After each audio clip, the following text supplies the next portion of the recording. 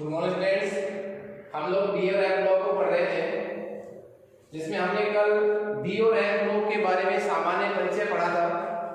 D block के तत्व किसे कहते हैं, कहां से कहां तक वर्ग वाले तत्व डी ब्लॉक में आते हैं, सामान्य इलेक्ट्रॉनिक विन्यास क्या होता है, ठीक है, कहां कितनी श्रेणियां हैं, 4 श्रेणियां हमने पढ़ी थी।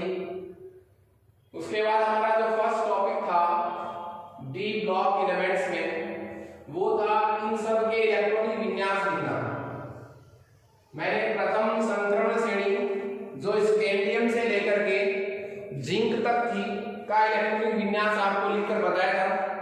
उसके बाद हम द्वितीय संक्रमण श्रेणी के बारे में पढ़ रहे हैं, जो इट्रियम परमाणु क्रमांक 39 से लेकर के कैडमियम परमाणु क्रमांक 48 तक चलेगा। क्लियर है? देखिए कहां से शुरू हो रहा है मामला, 39 से। 39 से पहले उत्कृष्ट गैस कौन सी आती है? क्रिप्टॉन। ये क्या है? उत्कृष्ट गैस। 39 से पहले उत्कृष्ट गैस कौन सी आती है? क्रिप्टॉन। उसका परमाणु क्रमांक कितना है? 36। तो इसका विन्यास क्या है? यहां से लेकर यहां तक 2 और 2 4, 6 और 4 10, 2 12, 6 18, 28, 2 20, 28 और 2 30 और 6 36। हमें कितने इलेक्ट्रॉन फिलअप करने हैं? 39। तो कितने और ज्यादा हो गए? 3। अब 4p6 के बाद इलेक्ट्रॉन किसमें भरे जाएंगे? 5s में। वो हमने 11th क्लास में पढ़ा होगा, इस तरह पढ़ा था ना, किसकी एनर्जी कम है किसकी ज्यादा है। तो एनर्जी किसकी अधिक है? 4p से। फिर इलेक्ट्रॉन जाएगा 5s में, और 5s के बाद इलेक्ट्रॉन किसमें जाएगा? 4d में। इन दोनों कक्षकों की ऊर्जा में अंतर जो है बहुत कम है, तो इलेक्ट्रॉन इधर उधर हो सकते हैं। देखिए मुझे विन्यास कितने का लिखना था? 39 का। तो क्रिप्टॉन लिखते ही कितने इलेक्ट्रॉन का हिसाब तो हो गया? 36 का। 4p के बाद किसमें आएगा इलेक्ट्रॉन? 5s में। तो 36 और 2 38। उसके बाद इलेक्ट्रॉन किसमें जाएगा? 4d में। तो कितना इलेक्ट्रॉन आ गया? 1। 39 हो गया। हमें जब पूरा विन्यास लिखना है तब तो ये हो जाएगा इस तरह, क्रिप्टॉन 36, 2 38 और 1 39। हमें बाह्यतम कोश का विन्यास लिखना है तो हमारा ये हो जाएगा 5s2 4d1। क्लियर है? इसके बाद नंबर आता है किसका? जर्कोनियम का। इट्रियम के बाद जर्कोनियम, नाम लिख देता हूं मैं पहले, नियोबियम,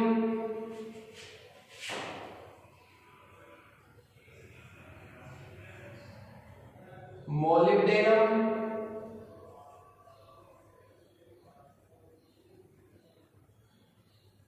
टेक्नीशियम,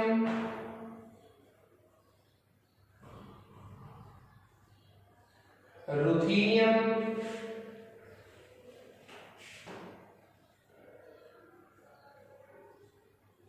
रोडियम,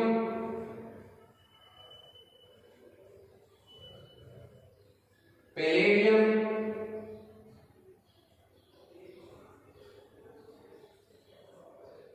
सिल्वर और कैडमियम। ये इनके क्या हो गए? सभी ये नाम। अब देखिए जर्कोनियम में कितने इलेक्ट्रॉन है? 40। तो पूरा विन्यास लिखो पहले। क्रिप्टॉन कितना हो गया? 36 का हिसाब हो गया। 36 के बाद फिर कक्षक किसका नंबर आता है? 5s का। 36 और 2 38, 4d2, 38 और 2 40। तो बाह्यतम विन्यास क्या हो जाएगा? 5s2 4d2। क्लियर है? हमें ओनली कौन सा याद करना है? मेनली बाह्यतम कोश का विन्यास। फिर कौन है हमारे पास? नियोबियम। अब देखिए नियोबियम में अपवाद है साहब, ये क्या है अपवाद, मैं इनको पहले ही टिक कर दूंगा, अपवाद है।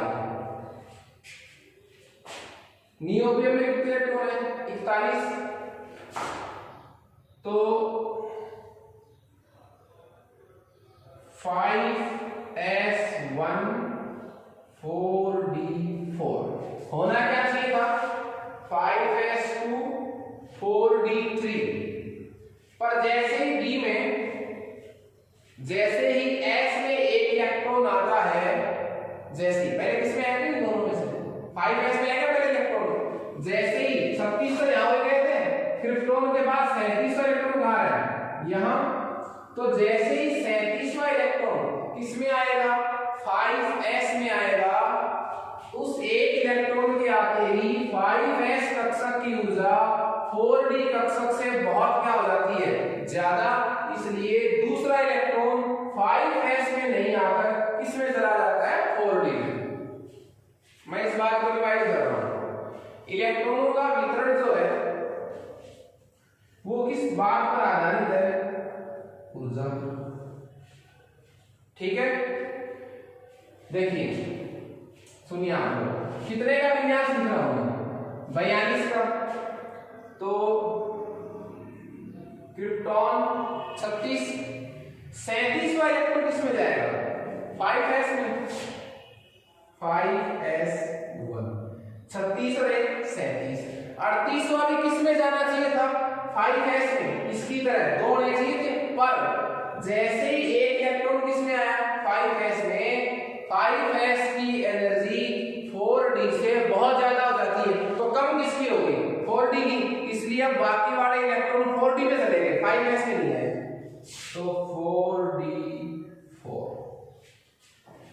तो इसमें कौन सा विन्यास एग्जिस्ट नहीं कर रहा, आप हिंट भी याद रख सकते हैं, सबको रखने की जरूरत नहीं है कि कौन सा विन्यास इसमें हमें नहीं लिखना है, d3 नॉट पॉसिबल, तो बस हमें अपने आप ऑटोमेटिकली रिवाइज हो जाएंगे। उसके बाद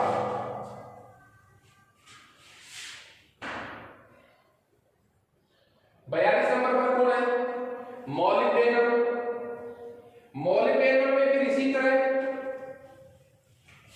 5s1 4d5, क्यों वो रीजन यहां लगेगा, 5s में एक इलेक्ट्रॉन के आते ही 5s कक्षक की ऊर्जा अधिक हो जाती है, 4d की क्या हो जाती है कम, तो आने वाले सभी इलेक्ट्रॉन जो है वो किसमें जाते हैं 4d में, तो 4d5। अब कौन सा नंबर है 43 टेक्नीशियम, तो 5s1 36 रे 37, 36 और 1 37, मॉलिब्डेनम का लिख रहे हैं कितना कम, मॉलिब्डेनम का लिख रहे हैं सब, हाँ जी थोड़ा सा ये लाइनिंग वगैरह इसका सही नहीं हो रहा,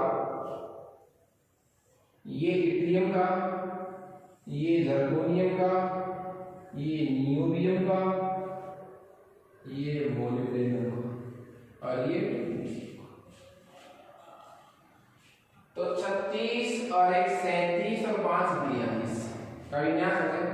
हमें विन्यास किसका लिखना है 43 का, 43 का कौन है टेक्नीशियम, 43 का कौन है टेक्नीशियम।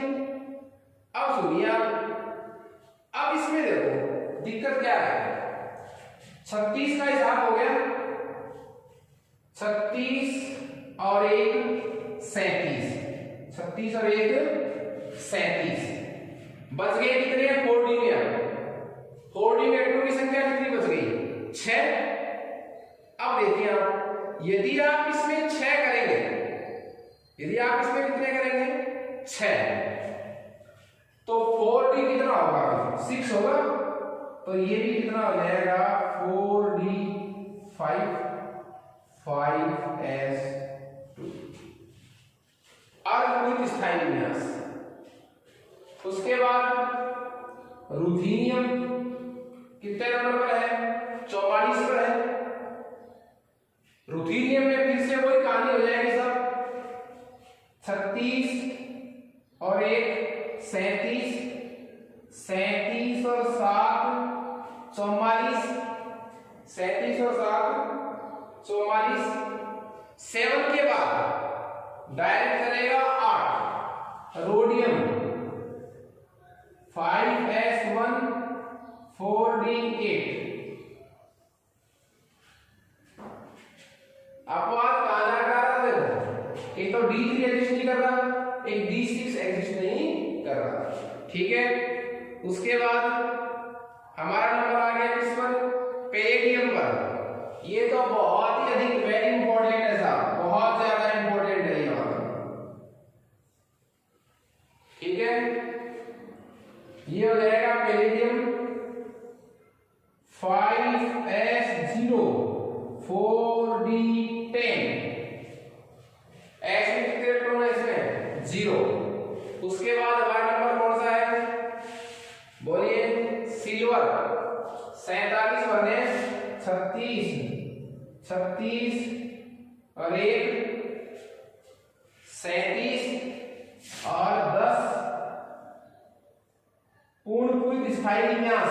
इसमें 2 होने चाहिए थे पर इसमें 9 ही होते, पर D10 क्या है? पूर्ण कुल स्थायी विन्यास है, इसलिए एक टोटल ट्रांसफर कर दिया। कैडमियम में कोई दिक्कत है ही नहीं, 5s2 और 4d10। ये हमारे पास विन्यास हो गया इसका, द्वितीय संक्रमण श्रेणी का। क्लियर है? किसके अकॉर्डिंग इसमें विन्यास लिखेंगे? 36 के अकॉर्डिंग। क्रिप्टॉन एक नजदीकी उत्कृष्ट गैस विन्यास है, जिसके अकॉर्डिंग हम शॉर्टकट विन्यास भी लिख सकते हैं।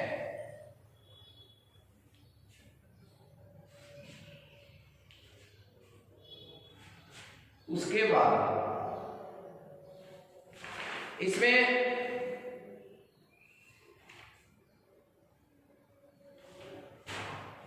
देखिए, हमारे पास एक दिक्कत ये हो गई, हमने जो 43 का विन्यास लिखा था टेक्नीशियम का, वो देखिए 36 और 1 37 और 6 43, ये होगा सर। इसके बाद हमारी संक्रमण श्रेणी कौन सी आ जाएगी? तृतीय संक्रमण श्रेणी, जो कहां से कहां तक है? बोलिए। लेंथेनम, उसके बाद हैफनियम से लेकर के और मरकरी 80 तक इसके विन्यास लिखे गए। वहां नजदीकी उत्कृष्ट गैस क्या मिलेगी हमें? जिनॉन, जिसका परमाणु क्रमांक कितना रहेगा? 54।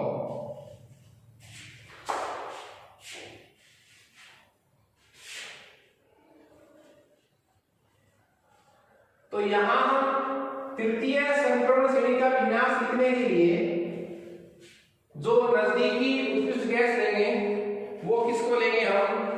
बोलिए। जिनॉन को लेंगे साहब। किसको लेंगे? जिनॉन को। तो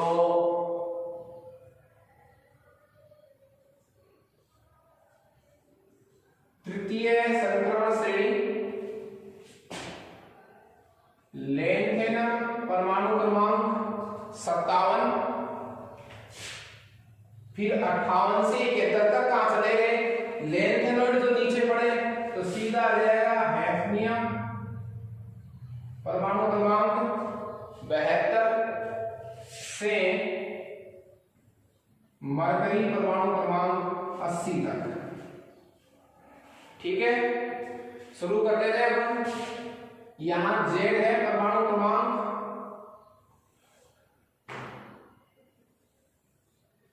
तो लीजिए साहब 57 पर कौन है? प्रतीक क्या है? La। नाम हो जाएगा लेंथेनम, फिर डायरेक्ट क्या? 72 HF, हैफनियम, 73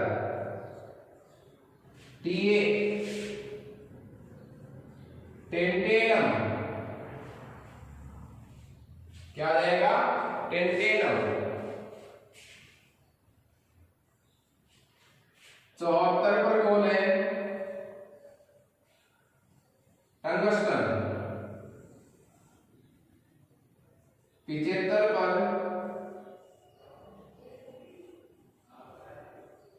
रीनियम। देखिए मैंने आपको नोट्स में इन सभी सीरीज का शॉर्टकट भी दिया है, शॉर्टकट नाम, आप इसको याद कैसे करें क्रम वाइज, तो वो आप नोट्स में देखना, इसका क्रम देखना। मैंने आपके लिए में बता भी चुका हूं मैं, तो यहाँ जा रहे इसको शो करने की जरूरत नहीं, इसका शॉर्टकट क्या होगा आप तो सीधे ये याद रखें, ठीक है। शॉर्टकट मैंने नोट्स में दे दिया आप लोगों को, तो वहां से आप इसको देखना। तो 57, 72, 75 पर कौन आ गया? रीनियम। 75 के बाद कितना नंबर आएगा? 76 ऑस्मियम। ऑस्मियम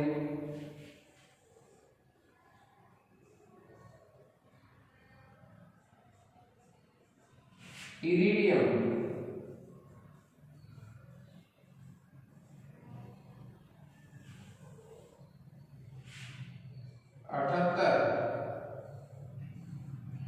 प्लेटिनम,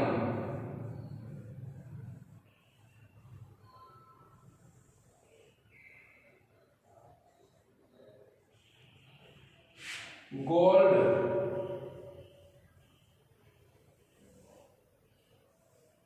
और मरकरी या पारा। ये इनके नाम, प्रतीक और क्या हो गए? परमाणु क्रमांक। अब हमें क्या करना है? हमें इनका इलेक्ट्रॉनिक विन्यास लिखना है। कहां से शुरू हो रहे हैं? 57 से। तो 57 के नजदीक उत्कृष्ट गैस कौन सी आती है? देखो हम वहां शुरू कितने से कर रहे थे? 39 से। 39 से पहले उत्कृष्ट गैस कौन सी आती है? 36 नंबर पर क्रिप्टॉन। यहां हम शुरू कहां से कर रहे हैं? 57 से। तो उत्कृष्ट गैस कौन सी आएगी नजदीक में? जीनॉन, जिसका एटॉमिक नंबर दिख रहा है 54। तो मैं पहले जीनॉन का इलेक्ट्रॉनिक विन्यास लिखूंगा, जिसका एटॉमिक नंबर कितना है? 54, ठीक है। लेंथ के उसमें लिखूंगा 1s2 2s2 2p6 3s2 3p6 4s2 3d10 4p6 5s2 4d10 5p6। देखिए कितने टर्म हो गए? 2 4 6 10 2 12 6 18 2 20 30 36 और 2 38 48 और 6 54। ये विन्यास किसका हो गया? उत्कृष्ट गैस किसका? 54। तो जब तक 54 इलेक्ट्रॉन का हम विन्यास लिखेंगे तब तक इस तरह लेंथ ही नहीं लिखने की बजाय हम सीधा क्या रख देंगे? इस तरह रख देंगे। इसका मतलब कितने का हिसाब तो हो ही गया? 54 इलेक्ट्रॉन का हिसाब तो हो गया। हमें इलेक्ट्रॉन कितने भरने हैं? 57। 5p के बाद इलेक्ट्रॉन किसमें भरे जाएंगे पता है आपको? 5p के बाद 6s किसमें भरे जाएंगे? 6s में। और 6s में भरने के बाद जब आप इसका क्रम देखते हैं, ऊर्जा का क्रम देखते हैं, तो आपको 6s के बाद 4f भी मिलेगा। क्या मिलेगा? 4f। मेरी बात समझ रहे हैं आप लोग? आपको 4d के बाद 5p6 होने के बाद 6s होने के बाद आपको क्या मिलेगा? 4f। उसमें कितने इलेक्ट्रॉन फिलअप हो जाएंगे? 14। तो वहां तक की तो फिलहाल हमें जरूरत है ही नहीं। वो कब पड़ेगी? जब हम कहां पहुंचेंगे? 72 तक। क्लियर है? तो 5p6 के बाद किसका नंबर आएगा? 6s2। क्लियर है? तो 54 और 2 56। 6s के बाद किसका नंबर आता है? 5D1 5D1 क्लियर है क्या? देखिए, और D के बाद किसका नंबर आएगा? 4F। तो लेन का विन्यास क्या हो जाएगा? सुनिए, 57 का इलेक्ट्रॉनिक विन्यास करना है हमें, तो ऐसा लिखते ही, जिनॉन लिखते ही 54 तो हो गए, 54 और 2 4p6 के बाद किसमें आते हैं इलेक्ट्रॉन? 6s में। 54 और 2 56 और 1 ठीक है। तो यहां हम सिर्फ बायटर कोष का विन्यास लिखेंगे, तो 6s2 5d1 ये विन्यास किसका हो गया? लेंथेनर। इसके बाद नंबर आता है हेफनियम का। डायरेक्ट कहां नंबर आ रहा है? देखिए आप 72 पर, तो 14 इलेक्ट्रॉन 4f में भरेंगे। इसके बाद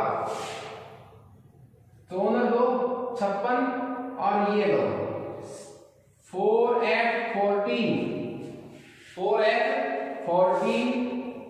6s2 70 और 2 72 ठीक है। इसको मैं ऐसे भी लिख सकता हूं, जिनोन 54 6s2 56 4f40 70 और 5d2 72। ये तो बायटर कोष का विन्यास हो गया, ये पूरा इलेक्ट्रॉनिक विन्यास हो गया। अब हमें 73 का भरना है, कोई चेंज नहीं करना, थोड़ा सा चेंज करना है सिर्फ आपको। एक बात आपको जरूर ध्यान रखनी है, किसके नजदीक में उत्कृष्ट गैस कौन सी आती है, वो आपको हमेशा ही ध्यान रखनी पड़ेगी। ठीक है, चलिए साहब, इसमें क्या होगा? 4f14 6s2 5d3 d2 के लिए क्या रहेगा? d3 74 में क्या रहेगा? 4f14 6s2 5d4। याद करने का तरीका क्या हो सकता है? जो विचलन आए उसको छोड़ दो आप, ठीक है। अब देखिए d4 आने के बाद 75 में 4f14 6s2 5d5, ऑस्मियम में 4f14 6s2 5d6, इरिडियम में 4f14 6s2 5d7। तो इरिडियम जो कितने नंबर पर आता है? 77 पर, उसका विन्यास क्या हो गया? 4f14 6s2 5d7। अब हमारे पास जो इंपॉर्टेंट है वो क्या बच गया पता है आपको? वो बच गया प्लेटिनम। तीनों इंपॉर्टेंट है साहब। प्लेटिनम कितने पर है? 78 पर। तो 4f14 6s1, इसमें एक इलेक्ट्रॉन आते ही एनर्जी उसकी ज्यादा हो जाती है, तो सारे उसी में चले गए। इनमें ऊपर वालों में क्या था? इसमें जैसे एक इलेक्ट्रॉन आता है इसकी एनर्जी ज्यादा नहीं हो पाती, तो दूसरा भी इसके अंदर ही आ गया। लेकिन जब प्लेटिनम में क्या होता है, एक इलेक्ट्रॉन जैसे ही 6s में आता है इसकी एनर्जी इससे बहुत अधिक जाती है, तो इलेक्ट्रॉन अब 6s में नहीं जाएंगे, किसमें जाएंगे? 5d।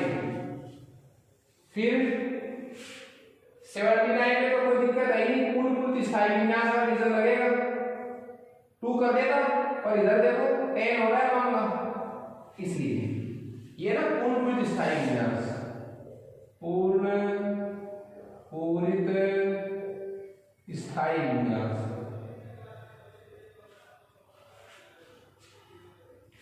मरकरी में कहीं कोई दिक्कत है ही नहीं। 4f14 6s2 5d। ठीक है, ये आपका विन्यास हो गया। इसमें जरूरी क्या था? आपको कम से कम क्या तो आना ही चाहिए, बायटर कोष का इलेक्ट्रॉन विन्यास आना संक्रमण श्रेणी है उसका इलेक्ट्रॉनिक विन्यास हम नहीं पढ़ रहे, ठीक है, वो इतना इंपॉर्टेंट नहीं है, अपने बुक में है भी नहीं, बुक में तो विन्यास इनका भी नहीं है, पर अपन इसको डिस्कस कर लिया हमने। जो चतुर्थ संक्रमण श्रेणी है वो कहां से कहां तक होगी? एक्टिनियम परमाणु क्रमांक 89 से फिर 90 से 103 कहां चले गए? एक्टिनोइडों में आवर्त सारणी के नीचे, तो सीधा कौन आ गया? रूफनियम 104 से यूयूबी 112 तक। हम इसको डिस्कस नहीं कर रहे। तो इस तरह देखिए आप लोग, आपके पास इस पूरे डी ब्लॉक में टोटल नंबर ऑफ एलिमेंट्स कितने हो गए? 40, क्योंकि प्रत्येक आवर्त में 10-10 तत्व हैं, 4 श्रेणियां हम बता रहे हैं, तो टोटल कितने हो गए साहब? 40। 40 में वर्ग संख्या 3 और वर्ग संख्या 12। वर्ग संख्या 3 में कौन कौन है बताओ? वर्ग संख्या 3 में सबसे ऊपर स्कैंडियम, उसके नीचे इट्रियम, उसके नीचे लैंथेनम और उसके नीचे एक्टिनियम। ये 4 तत्व जो है वो अविशेष संक्रमण तत्व कहलाते हैं। अविशेष संक्रमण तत्व कहलाते हैं। अविशेष एक वर्ग संख्या कौन से? 12 वाले। वर्ग संख्या 12 में कौन कौन है? नंबर 2 जिंक, जिंक के नीचे कैडमियम, कैडमियम के नीचे मरकरी और मरकरी के नीचे यूयूबी 112 नंबर का। ये 4 तत्व भी अविशेष तत्व कहलाते हैं। तो मैंने आपको इसमें ये बताया है कि आपके पास टोटल जो 40 एलिमेंट है उनमें वर्ग संख्या 3 वाले 4 तत्व और वर्ग संख्या 12 वाले 4 तत्व, ये तो क्या कहलाते हैं? अविशेष तत्व। बाकी जो कितने बच गए? बाकी जो कितने बच गए? 32 तत्व, वो क्या कहलाते हैं? विशेष संक्रमण तत्व। अब हम डी ब्लॉक के जो तत्व हैं उनकी सामान्य प्रॉपर्टी पढ़ेंगे, सामान्य गुणधर्म पढ़ेंगे उनका।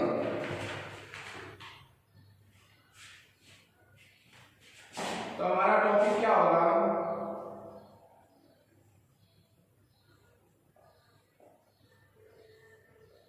डी ब्लॉक तत्वों के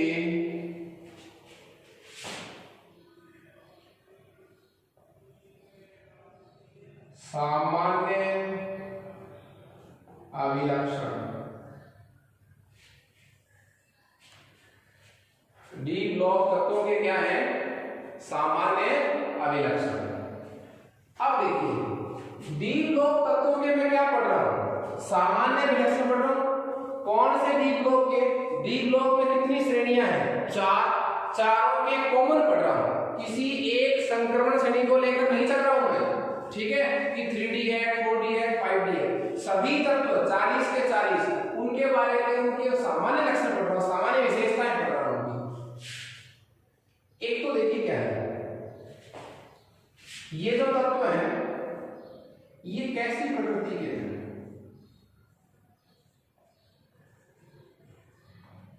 सभी क्या है? धात्विक प्रकृति के हैं। सभी क्या है? बोलिए, धात्विक प्रकृति के हैं।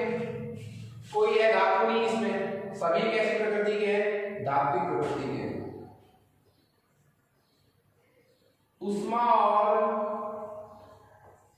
विद्युत के क्या है? सुचालक है। तीसरी बात देखिए, जब डी ब्लॉक के तत्वों का अपन अध्ययन करते हैं तो लंबवत अध्ययन नहीं करते। इनमें समानता कैसे होती है? क्षैतिज समानता। जैसे स्कैंडियम टाइटेनियम से गुणों में समानता रखता है, न कि नीचे वाले तत्व इट्रियम से। तो इनके गुणों में समानता कैसी होती है? क्षैतिज समानता। गुणों में क्षैतिज समानता। दूसरी बात, ये परिवर्तनशील क्या प्रदर्शित करते हैं? परिवर्तनशील ऑक्सीकरण अवस्था प्रदर्शित करते हैं। ठीक है, अब देखिए मैंने शुरू में लिख दिया आपको कि ये प्रकृति कैसी है, धात्विक। जब प्रकृति धात्विक है तो धातुओं के जो गुण है वो सभी इसमें होंगे, जैसे रंगीन यौगिकों का निर्माण, रंगीन यौगिकों का निर्माण, मिश्र धातुओं का निर्माण,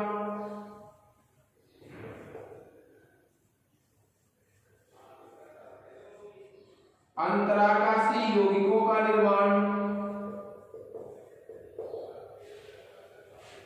इनका गलनांक और क्वथनांक भी क्या होता है, कुछ होता है। ठीक है, ये जो धातुएं होती हैं ये क्या होते हैं, गलनांक भी कुछ होते हैं, कठोर होते हैं। तो ये कुछ सामान्य क्या है, डी ब्लॉक के तत्वों के सामान्य क्या है, इनके अभिलक्षण है। ठीक है, धात्विक प्रकृति इसमें मुख्य है। धातु है तो आधार वर्धनीय होंगे, तन्य होंगे, वो सब गुण तो इनमें आएंगे क्योंकि ये सब क्या है, धात्विक प्रकृति। ये सामान्य विलक्षण थे। इन सामान्य विलक्षणों को हम 1 बाय 1 पढ़ेंगे डिटेल से। 1 बाय 1 किससे पढ़ेंगे, डिटेल से पढ़ेंगे सब। अब हम स्पेशल पूरे डी ब्लॉक को नहीं पढ़कर सिर्फ प्रथम संक्रमण श्रेणी की बात करेंगे। किसकी बात करेंगे, प्रथम संक्रमण श्रेणी की बात करेंगे, जो कहां से लेकर कहां तक है, स्कैंडियम से लेकर के और कहां तक, जिंक तक। स्कैंडियम से लेकर कहां तक की है, जिंक तक, सिर्फ उसी की बात अपन करेंगे।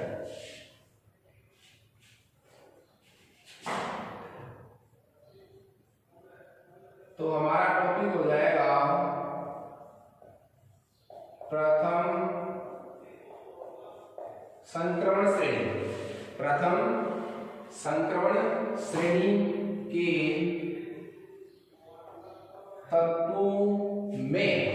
तत्वों में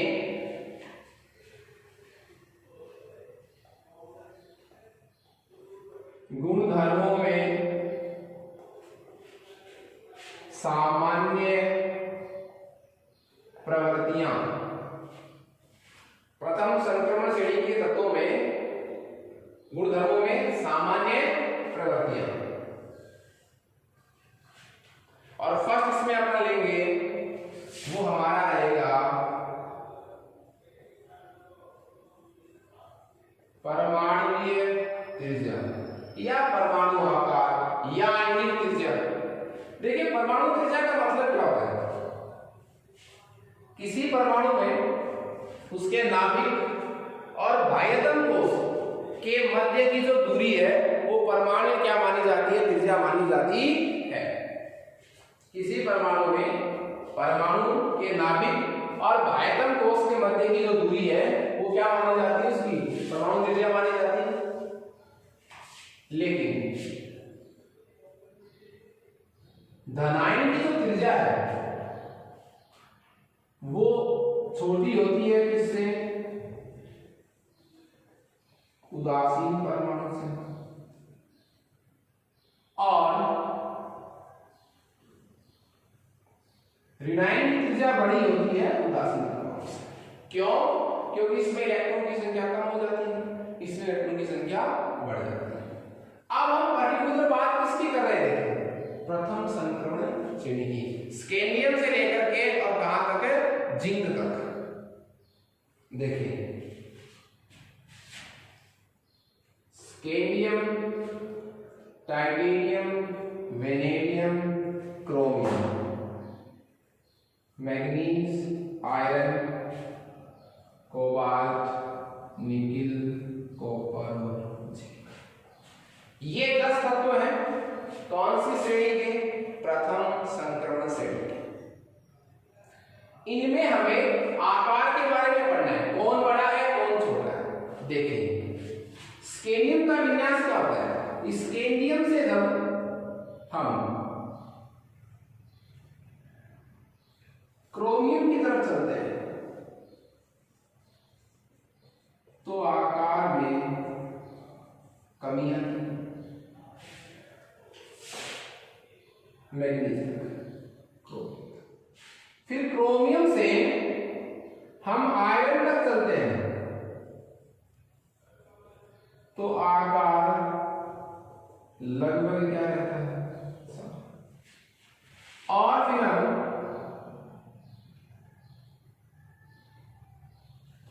3 4 5 6 7 8 9 10, ठीक है। और फिर निकिल से हम कहां चलेंगे, जिंक तक, तो आकार में सूक्ष्म क्या होती है, 3 तरह के विचलन दिखाई दे रहे हैं आपको। दोबारा सुनिए आप, हम प्रथम संक्रमण श्रेणी को पढ़ रहे हैं जो स्कैंडियम से शुरू होकर के कहां तक खत्म होती है, जिंक तक। परमाणु ऊर्जा स्कैंडियम से लेकर के मैग्नीज तक। वर्ग संख्या 3 से 7 तक।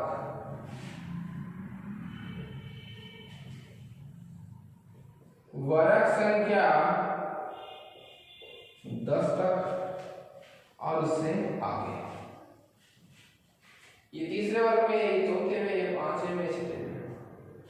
तो वर्ग संख्या 3 तक तो आकार में कभी स्कैंडियम से थोड़ा सा छोटा कौन होता है, टाइटेनियम। टाइटेनियम से थोड़ा छोटा कौन होता है, वेनेडियम। उससे थोड़ा छोटा क्रोमियम। पर मैग्नीज और आयरन लगभग बराबर है। आयरन और कोबाल्ट की ऊर्जा लगभग क्या है, बराबर है। लगभग बराबर, बराबर नहीं है, लगभग बराबर। लेकिन निकिल से बड़ा कौन है, कॉपर। कॉपर से बड़ा कौन है, जिंक। इसका रीजन क्या है, क्या कारण है कि एक ही श्रेणी में आकार में 3 प्रकार की भिन्नताएं हैं। उसकी वजह क्या है, कौन से ब्लॉक के तत्व हैं, डी ब्लॉक। जब आप स्कैंडियम से मैग्नीज तक जाते हैं तो डी इलेक्ट्रॉन की संख्या देखिए, इसमें कितने इलेक्ट्रॉन है, डी। टाइटेनियम में D2, वेनेडियम में D3। ये इलेक्ट्रॉन जो है उनका परिरक्षण प्रभाव दुर्बल होता है, तो प्रभावी नाभिक का आवेश क्या होता है, अधिक। तो नाभिक बाह्य कोश के इलेक्ट्रॉन को अपनी तरफ खींचता है, तो आकार में क्या आती है, कमी। आयरन में कोबाल्ट में इलेक्ट्रॉन कितने होने लग जाते हैं, लगभग D6 D7। निकिल में D8। अब ये डी इलेक्ट्रॉन की संख्या ज्यादा हो गई तो ये क्या करते हैं, ये परिरक्षण प्रभाव डालते हैं बाह्य कोश के इलेक्ट्रॉन पर, और नाभिक के प्रभावी नाभिक के आवेश से बचाव करते हैं। तो नाभिक खींच नहीं पाता, तो आकार लगभग क्या रह जाता है, बराबर। कॉपर में और जिंक में डी इलेक्ट्रॉन की संख्या कितनी है, D9 और D8। ये इलेक्ट्रॉन अब अधिक हो गए, ये पूरी तरह बचाव करते हैं, अपना अधिक परिरक्षण प्रभाव डालते हैं बाह्य कोश के इलेक्ट्रॉन पर। तो प्रभावी नाभिक का आवेश क्या हो जाता है, कम। तो नाभिक खींच नहीं पाता बाह्य कोश को, तो आकार में क्या होती है, वृद्धि। तो 3 तरह की विवेचना मैंने आपको बताई है। वर्ग संख्या 3 से 7 का मतलब स्कैंडियम से मैग्नीज तक जाने पर आकार में कमी आती है, और मैग्नीज से निकिल तक जाने पर आकार लगभग बराबर रहता है, और निकिल से कॉपर, और कॉपर से जब हम जिंक जाते हैं तो आकार में क्या होती है, वृद्धि। क्लियर है। इसी बात को हम 2 कारकों पर डिपेंड करके बता सकते हैं, क्या कि स्कैंडियम से क्रोमियम तक जाने पर, स्कैंडियम से क्रोमियम तक जाने पर क्या इफेक्ट रखता है, प्रभावी नाभिकीय आवेश अधिक होता है, किससे, परिरक्षण प्रभाव से।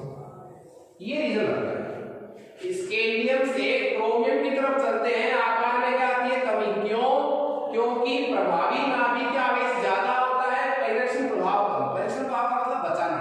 कौन बचाते हैं, ये इलेक्ट्रॉन। अब इनकी संख्या कम है तो ये बचा नहीं पाते बाह्य कोश के इलेक्ट्रॉन से। नाभिक बाह्य कोश के इलेक्ट्रॉन खींचता है, उसको ये नहीं बचा पाते, तो बल तो क्या लग रहा है, कम। आवेश क्या लग रहा है, ज्यादा। तो आकार में क्या आती है, कमी। इनके आकार लगभग बराबर क्यों है, क्यों, क्योंकि इनमें डी इलेक्ट्रॉन